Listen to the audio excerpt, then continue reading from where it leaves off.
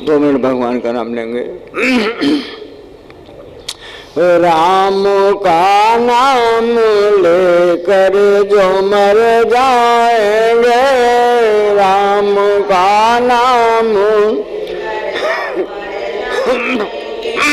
हरि का नाम लेकर जो मर जाएंगे, हरि का नाम, वो अमर नाम दुनिया में कर जाएंगे, वो अमर नाम दुनिया हरि का नाम लेकर जो मर जाएंगे, हरि का नाम। ये न पूछो कि मर कर किधर जाएंगे, ये न पूछो, ये न पूछो कि मर कर किधर जाएंगे, ये न पूछो, वो जिधर भेज देंगे उधर जाएंगे, वो जिधर, प्रभु जिधर भेज देंगे उधर जाएंगे, प्रभु जिधर राम का नाम लेकर जो मर जाएंगे, राम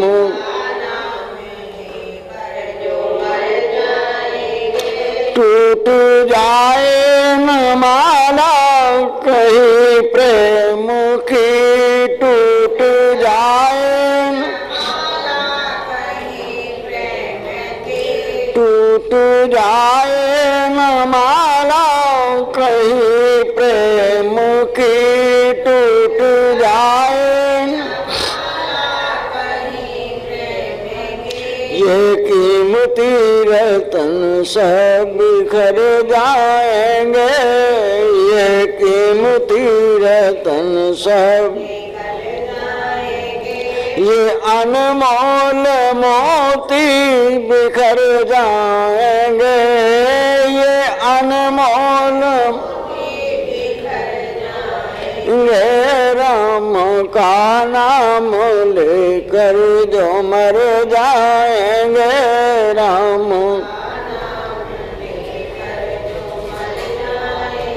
ये मानो न मानो खुशी आपकी, ये मानो,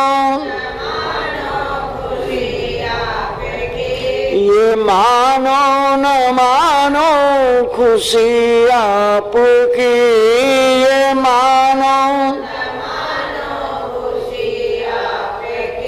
हम मुसाफिर हैं कल अपने घर जाएंगे, हम मुसाफिर हैं, सब मुसाफिर हैं कल अपने घर जाएंगे, सब मुसाफिर,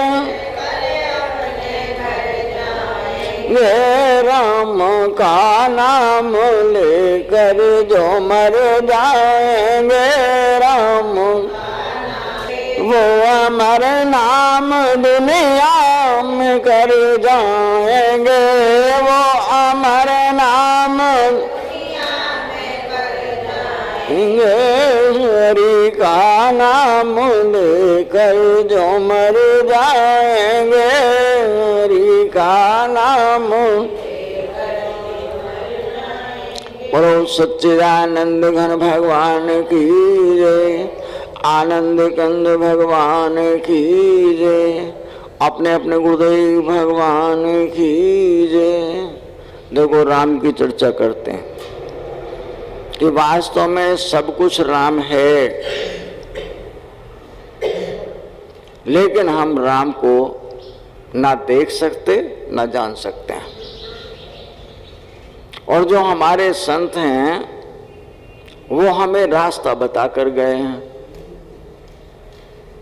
जो जो लोग उस रास्ते पर चलकर गए, उन सब ने भी वही बात बताई। जो पहले जाने वाला था उसने बड़े कष्ट सहे होंगे, बाद में जाने वालों को कुछ तो रास्ता मिल ही गया कि परमात्मा को कैसे जाना जा सकता है, क्योंकि परमात्मा का स्वरूप नहीं है, मनुष्य का स्वरूप है। मनुष्य के अंदर में परमात्मा पैदा होता है। कब? जब हमारे अंदर आसुरी शक्तियां भी हैं, जिनको हम राक्षसी मनोवृत्तियां कहते हैं। लंका में कभी कोई राक्षस पैदा नहीं हुआ, ना कौरवों के टाइम में राक्षस पैदा हुआ, बल्कि हमारे भीतर में राक्षस बैठे हैं। झूठ बोलने वाला, चोरी करने वाला, डकैती डालने वाला, मर्डर करने वाला, दूसरों से ईर्ष्या, दूसरों से शत्रुता। अब मोह के कारण, मोह कहते हैं कुंभकर्ण को, कि वो सारे जगत को खा जाए अपने मेरों को बचाने के लिए। तो इतने बड़े बड़े दिग्गज राक्षस मेरे भीतर बैठे हैं, मैं उनमें से एक को भी मारने में समर्थ नहीं हूं। इसलिए वो संत चेता कर गए कि जो हमारी मन की आसुरी शक्तियां हैं और दैवी शक्तियां हैं, दैवी शक्तियों में क्षमा हो, दान हो, दया हो, सहनशीलता हो, धैर्य हो, परोपकार हो, सत्य बोलना हो, ये सब के सब हमारी दैवी शक्तियां हैं। हम दोनों तरह के कर्म इस शरीर के माध्यम से और मन और बुद्धि की सहायता से करते हैं। बुरे से बुरे कर्म भी करते हैं और अच्छे कर्म भी करते हैं। जो अच्छे होते हैं उन्हें दैवी शक्तियों के कारण। अभी हमारे यहाँ दिल्ली में एक महिला का पर्स में 2.5-3 तोले की चैन और 2300 रुपए, उसमें कुछ सिक्के भी पड़े थे। वो पार्क में घूमने के लिए गई। अब घूमते घूमते किसी से बात कर रही थी, वो पर्स उसकी बगल से निकल गया। और जो निकल गया, घर जाकर उसने तलाशा, कहने लगी मेरा तो पर्स खो गया, लाखों रुपए का सामान है उसके अंदर। तो अब उस पर्स के लिए वो एक को, दो को, सबको बताती है मेरा पर्स खो गया है। उधर जिसको मिला था उसने वो पर्स उठा लिया, लेकिन उसके मन में बेईमाना नहीं आया, मैं जिसका है वो ढूंढने जरूर आएगा। तो जो स्त्रियां वहां रोज शाम को टहलने आती थीं, उनसे उसने बताया भाई यहां किसी का पर्स खो गया है, अगर कोई पूछे तो बता देना पर्स हमारे पास है। तो जो पर्स हमारे पास है, जिसका है वो ढूंढने जरूर आएगा। वो आज भी ढूंढने आई, अंधेरा हो गया, टॉर्च भी लेकर आई, फिर भी नजर नहीं आए, क्योंकि उसे उठाकर दूसरा आदमी ले गया। अगले दिन पता चला तो क्या ढूंढ रही थी, काहे का जिक्र कर रही थी, हमारा पर्स खो गया है, उसमें लॉकेट है, 2.5 तोले की सोने की चैन है और 2300 रुपए भी हैं उसके अंदर। तो कहने लगी देखो भाई तुम्हारा पर्स मिल सकता है। कहाँ मिल जाएगा? मानो उसे होश आया, कहाँ मिल जाएगा? कि कल किसी ने हमसे कहा था कि जिसका पर्स खोया हो वो हमारे से मिल जाए। उसने कहा तो भाई मुझे मिला जल्दी से जल्दी, मैं उस पर्स को लेना चाहती हूं, उसमें मेरा एटीएम कार्ड भी पड़ा है बैंक का। तो उस आदमी के पास ले गई, उसने कहा भाई अकेले नहीं देने का, तुम कहने लगे ये चोर है, मैं कहीं से उठा लाया, तो अपनी 2-4 सहेलियों को बुला ला, अपने घर वालों को बुला ला, सुरक्षित है। वो उनको बुलाकर लाई। उसने कहा भाई देखो मैंने खोलकर जरूर देखा है, इसमें क्या है ये मुझे ये बता दो, इसमें इतने पैसे हैं, इतने सिक्के हैं और क्या क्या चीज इसके अंदर है, अपना पर्स ले लो। अब जिसका था उसे तो सब मालूम है, उसने ये बता दिया कि सोने का लॉकेट है, भारी चैन के साथ है, बारीक वाली चैन नहीं है, तोल में 2.5 तोले से कम नहीं है, और इसके अंदर एटीएम कार्ड है, इतने सिक्के और 2300 रुपए हैं। उसने सबके सामने वो पर्स उनको दिया। तो कह रहे हैं ये पर्स को छीन कर ले जाता तो भी नहीं मिलता, किसी दूसरे के हाथ लग जाता तो भी नहीं मिलता। लेकिन अभी ऐसे ईमानदार लोग इस दुनिया में हैं जो दूसरे की चीज को अपनी नहीं समझते, दूसरे की चीज को दूसरे की ही समझते हैं। तो वो व्यक्ति कहता है, हम शाम को प्रवचन करने के लिए गए, तो वो स्वयं बतलाता है कि जिसको वो अपना खोया हुआ सामान मिला उसे चाहे उतनी खुशी ना हुई हो, लेकिन मुझे कितनी खुशी मिली उसके सामान को देखकर कि मैं उसका वर्णन नहीं कर सकता हूं।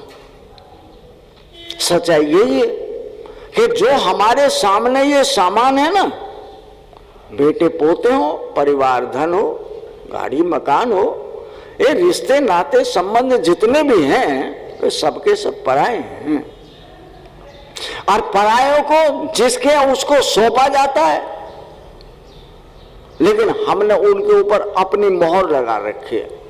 ये हमारे हैं, जो हमारे हैं रहेंगे तुम्हारे, तुम्हारे से भिन्न नहीं होंगे। ना बेटा अलग हो, ना पति अलग हो, ना पत्नी अलग हो, ना घर या धन, कुछ अलग नहीं होगा।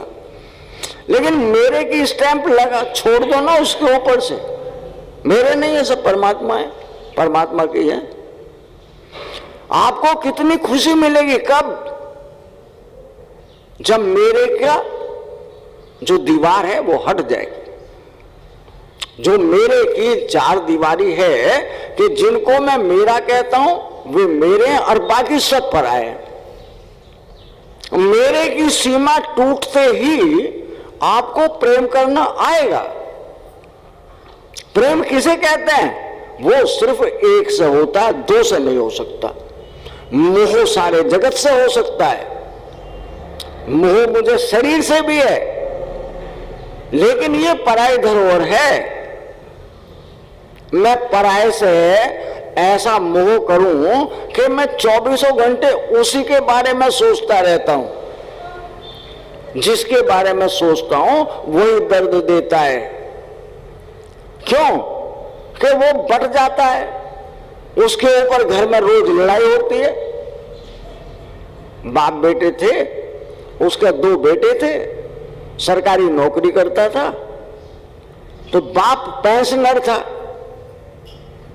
जो बड़ा बेटा था वो कहता है पिताजी मेरे में रहेंगे। वो अपनी मर्जी से पति पत्नी दोनों छोटे बेटे के पास रह रहे थे। बड़े वाले ने शराब की बोतल ली और तमाशा दिखाना शुरू किया। कहते भी तू ये तमाशा क्यों दिखला रहा है?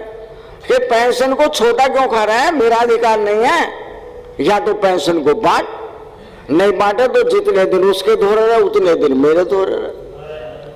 यानी यहां लोग जो चीज पराई है उस पर लड़ रहे हैं।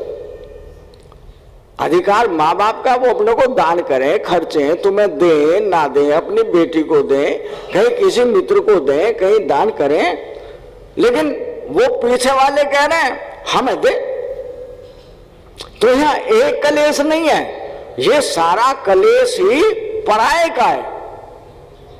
यानी सड़क पर किसी का एक्सीडेंट हो, जो दूसरा उसे बचाने के लिए, देखने के लिए जाता है, वो पहले उसकी जेब टटोलता है, फिर उसका मोबाइल अपने कब्जे में करता है, और उसके बाद कहता है अपना पता बता क्या है, कहाँ का रहने वाला, कहाँ जाना चाहता है, क्या चक्कर है तेरा। वो कहता भैया मुझे फौरन अस्पताल पहुंचा दे, मेरे इस नंबर पर फोन कर दे जो तूने मोबाइल लिया हुआ है, इस नंबर पर बता तो दे। वो कहता बता दूंगा अभी थोड़ी देर में। यानी उसके सामान को ऐसे लेकर जा रहा है कि जिसका है उसका तो खो गया और तू तो यही रहेगा हमेशा। इस सामान को तू अपने साथ लेकर जा सकता है? हाँ, तुलसीदास जी कहते हैं, देखाओ सुनाओ गुनाह मन माई, मोह मूल पर मारत नाई। तुलसीदास जी समझा रहे हैं कि जहां तक देखते हो और जहां तक सुनते हो और जो सुने हुए के देखे के ऊपर मन से चिंतन करते हो वहां तक सब पराया है, वो सब छूटेगा, वो तुम्हारा नहीं है। ये मोह के कारण मुझे दिखता भी है, सुनता भी है और मैं मन से उस पर विचार भी करता हूं क्या अच्छा और क्या बुरा है। जो इसमें रहने वाला है वो शरीर भी छूटेगा। अब विचार करना वो क्या कहते हैं, जो शरीर से संबंध बनाए वे सब झूठे, जो शरीर से संग्रह किया, धन हो, दौलत हो, रुपया, मकान हो, गाड़ी हो, रिश्ते नाते हो, वे सब झूठे। और जो तेरे द्वारा इस शरीर से किसी भी प्रकार से संसार का कोई भी बड़े से बड़ा, छोटे से छोटा कार्य किया गया हो, जिसको कहते हो मेरा बड़ा सम्मान हुआ, मेरी बड़ी मान प्रतिष्ठा, लोगों ने यहां नहीं सारी दुनिया में प्रशंसा हुई, सब झूठा है। झूठ का मतलब है तुम्हारे साथ कुछ भी जाने वाला नहीं। तो मैं उसको ये कहता हूं कि मैंने ये किया, मैंने ये जोड़ा, इतना सम्मान हुआ, मैं जितने दिन तुम बैठे हो उतने दिन तुम्हारे बाद में कौन याद करता है किसी को? और याद किए जाओ, मैं को देखने थोड़ी आता हूं, और कोई याद भी करे तो मैं देखने नहीं आता। लेकिन संतों के द्वारा जो बताई गई बात है वो 100 के 100% सच्ची है। क्यों? वे सत्य की बात बताते हैं और सत्य सबका एक है, सत्य में दो नहीं होते। चाहे मुसलमान हो, हिंदू हो, सिख हो, पारसी हो, अंग्रेजी हो, अमेरिका के हो, सारी दुनिया के लोग एक तरफ और सत्य सिर्फ एक। वे बोलते हो, सुनते हो, चलते हो, दुनिया के अच्छे बुरे कर्म करते हो, केवल सत्य के कारण। सत्य है वो जिंदा है, सारा कारोबार कर रहे हैं। अगर सत्य ना हो तो सारी सृष्टि मुर्दा है, सृष्टि है ही नहीं। सृष्टि क्या है कि अच्छा जो था वो बिल्कुल अलग बैठा था, उसके पास एक खोटा भी चला गया, उसमें सारे दोस्त थे खोटे में, वो कहता है अपने साथ हमें भी लगा लो, वो कहता आ जाओ। वो खोटा जो गया थोड़े से दिन तो उसकी चापलूसी की अच्छे की, और फिर उसके बाद कहने लगे तुम्हारा तो अस्तित्व कुछ नहीं है। क्यों? तुम दिखते किसी को नहीं, तुम काम कुछ नहीं करते, निष्क्रिय हो, और तुम्हारे द्वारा सारा कारोबार तो मैं ही करता हूं। वो झूठ जो है, जो प्रकृति है, वो भगवान के पास पहुंचकर कहती है तुम्हें कौन जानता है? मुझे सारी दुनिया जानती है। क्यों? ये संतान होती है तो मेरे द्वारा, घर बार बनाता हूं तो मैं बनाता हूं, दुनियादारी के अच्छे बुरे कर्म करता हूं तो मैं करता हूं।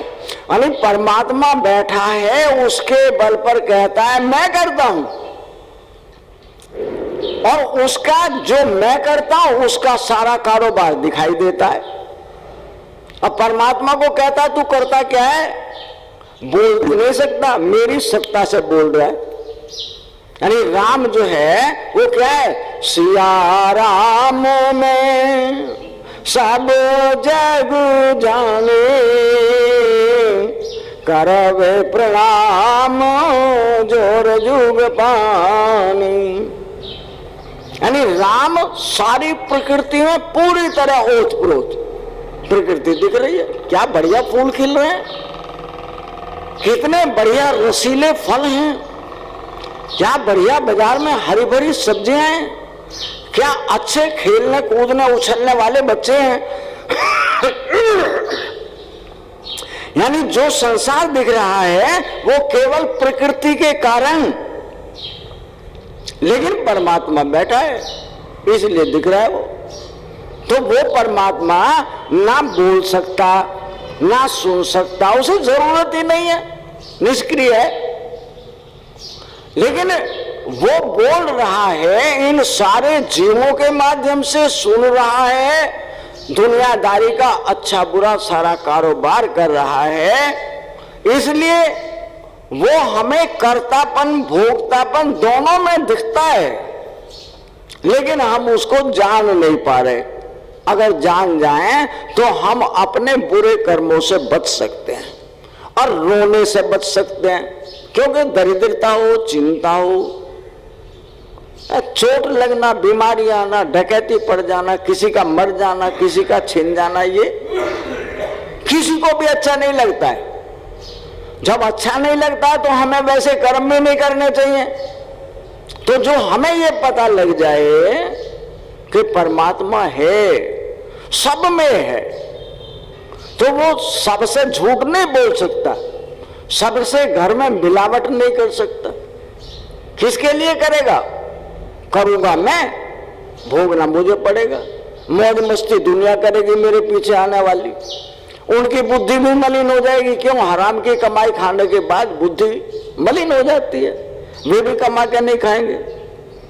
तो जो ये पता लग जाए, संत ये सीख देते हैं कि जो सत्य का पता लग जाए कि सत्य तुम ही हो, जो काम करते हो, राम कभी नहीं काम करता, राम के माध्यम से तुम काम कर रहे हो। और जो खोट है वो राम के पास गया, वो अकड़ कर बैठा है, वो अपने में रावण बन गया है। वो कहता है सब कुछ मैं करता हूं।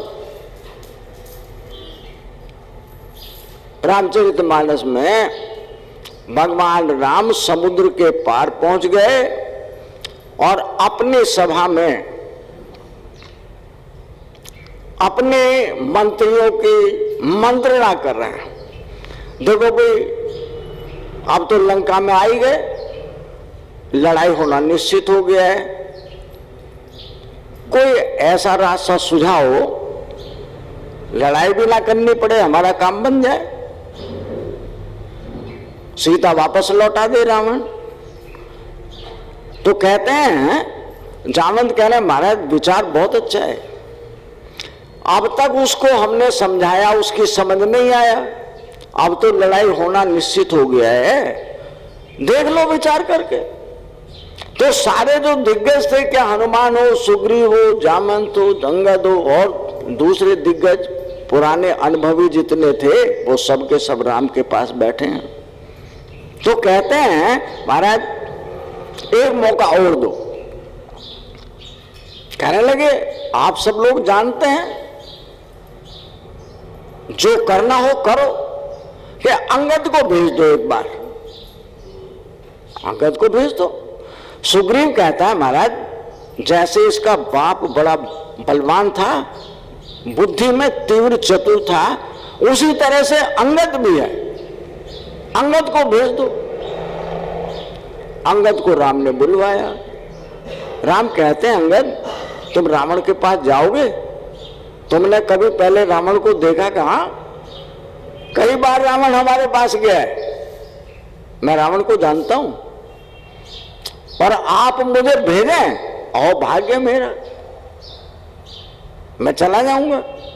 कि तो भाई ठीक है, तुम रावण को समझाओगे कि वो सीता को अगर हमें वापस लौटा दे तो उसका जो ये पूरा परिवार है या पूरी ये लंका है, ये सबकी सब बची रह जाएगी, अन्यथा इसका विनाश होना निश्चित तो हो ही गया है। अंगद कहता महाराज आप आदेश करें, मैं अभी जाता हूं। मानो विभीषण से ये पूछा जाए कि लंका में रास्ता किधर से है, पहले कभी लंका में गए तो है नहीं, कि महाराज इसके 4 रास्ते हैं, विभीषण कहता है, और इस रास्ते से जाओगे तो रावण का जो दरबार है वो नजदीक पड़ेगा। अंगद को ये बात समझाई गई और अंगद वहां के लिए प्रस्थान कर गए। जब लंका में अंगद पहुंचे तो नई जगह है, कोई जवान बालक बाहर से अंदर से आता है, उससे कहते हैं भाई हमें रावण के दरबार में जाना है, तुम रास्ता बताओगे? अरे तुम्हें रास्ते का पता है? कि मुझे पता भी है, और मैं ना बताऊं तो तुम क्या करोगे? कहने लगे ये मत पूछो, हम क्या करेंगे, हम तुमसे रास्ता पूछ रहे हैं कि नहीं बताता, मुझे पता है नहीं बताता। अंगद ने उसको उठका पटकी कर दी और इतना मारा वो मर गया। जो लंका के लोग थे वो तमाशा देख रहे थे। एक बंदर पहले आया था और सारी लंका को जला गया। लगता है ये भी ऐसा ही बलवान बंदर है। अब उसे किसी से पूछने की जरूरत नहीं है, जो देखने वाले थे वो कहते हैं वो रावण का दरबार, वो चले जाओ सीधे, जो भी रास्ते में मिले। अब पूछने की जरूरत नहीं है कि ये तो ऐसा ही है, जिसको पकड़ेगा उसको मार डालेगा। अब ये जाकर रावण के दरबार में बाहर पहरेदार खड़े, भैया हमें रावण से मिलना है। कहां से आए हो? राम के पास से आए हैं। किस लिए, क्या काम है? रावण से मिलना है, हम पूछ कर आएंगे। अगर रावण तुम्हें परमिशन देगा अंदर जाने के लिए तो आप जाओगे, अन्यथा आप अंदर नहीं जा सकते। पूछ आओ भाई। ये पहरेदार अंदर पूछने गए कि भैया एक राम का दूत है बंदर, जो पहले जैसा था वैसा ही है, आपसे मिलना चाहता है। रावण कहता बहुत जल्दी बुलाओ। इतने डरे हुए हैं कि अभी भी कुछ चाहते हैं, बुला के लाओ जल्दी से। अब जो अंगद को बुला के अंदर लाए तो अंगद ने विचार करके देखा कि जितनी भी आसुरी शक्तियां हैं इनका भी कोई रूप नहीं है। जब वक्त पड़ता है तो ये बहरूपीय हैं। फर्ज करो किसी के बालक को कोई ईंट मार जाए, आदमी बिल्कुल शांत है, लेकिन जब ईंट मारी और उसे पता लग जाए उसने ईंट मारी तो क्रोध अपने आप आया, आग बबूला हो गया। मैं तो उसके बालक को जान से मार दूं, इस मोहल्ले में रहना सिखा दूं। यानी क्रोध कितना बलवान था नहीं, लेकिन भीतर से इतना तीक्ष्ण होकर आया कि या तो उसे मैं खुद मार दूंगा या मैं मर जाऊंगा। ऐसे ऐसे महारथी ये रावण के परिवार के सदस्य हैं।